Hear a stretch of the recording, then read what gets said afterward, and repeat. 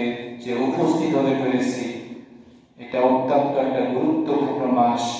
এই মাসের ফজিলত সম্পর্কে যদি আমাদের জানা থাকতো, তাহলে আমরা এখনো আজানের পরে বাড়িতে কিংবা মাঠে ঘাটে রাস্তায় ময়দানে বিভিন্ন কাজে ব্যস্ত থাকতাম না। দেখুন, মুসলমানদের মাঝ থেকে আস্তে আস্তে ধীরে ধীরে সময় সাপেক্ষে দিন, সময়, মাস, সেকেন্ড, মিনিট, ঘন্টা সব কিছু অতিবাহিত হয়ে যাচ্ছে, কিন্তু এদিকে আমাদের কোনো খেয়াল নাই, কোনো চিন্তা চেতনা নাই। অথচ যে আমরা একটি মাসকে বিদায় দিলাম, রজব মাস, প্রতিদিন কম বেশি যেদিনই আল্লাহ তাআলার কাছে মুনাজাত করি, ওই দিনই বলার চেষ্টা করি যে আমরা পবিত্র এই রজব মাসকে আমরা কতটুকু হক আদায় করেছি, আল্লাহ আমাদেরকে মাফ করে দাও। প্রত্যেক মুনাজাতেই বলা হয় রজব মাস বিদায় নিয়ে চলে গেছে।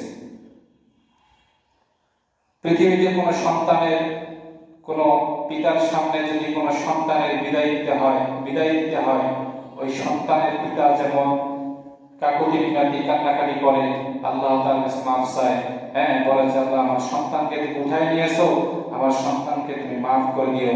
যেরকম কান্নাকাটি করতো, যেরকম আমরা কান্নাকাটি করি, এরকম কান্নাকাটি করতেন সাহাবায়ে কেরামরা। কোন মাসকে যখন বিদায় জানাতেন, তখন ওনারা এরকম কান্নাকাটি করতেন, তাদের মন খারাপ হয়ে যেত। আমরা একটা মাস পেয়েছিলাম, এই মাসকে আমরা কি বলে বিদায় দিলাম? এই মাসের যে হক ছিল, ইবাদত বন্দেগী ছিল, আমরা তো কিছুই করতে পারি নাই।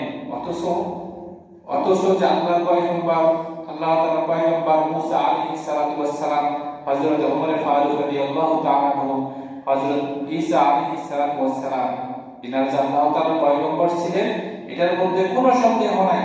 ওনারা যে ইবাদত করেছেন, এটার মধ্যে কোনো সন্দেহ নাই। প্রত্যেকটা মাসের হক আদায় করেছেন, প্রত্যেকটা মাসের যে সময় যে ইবাদত, প্রত্যেকটা ইবাদত করেছেন। এরপরে ওনারা কান্নাকাটি করেছেন, রব্বুল আলামিন, আমি এই মাসকে কি বলে বিদায় দিলাম? এই মাসটা আমার কাছ থেকে আর কয়েকদিন পরে বিদায় নিয়ে চলে যাচ্ছে।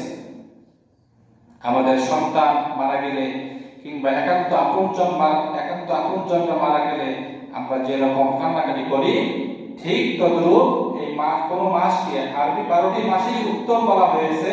তবে যেই মাসে যখন আসবে, ওই মাসকে ওই সময়ের জন্য উত্তম বলা হয়েছে।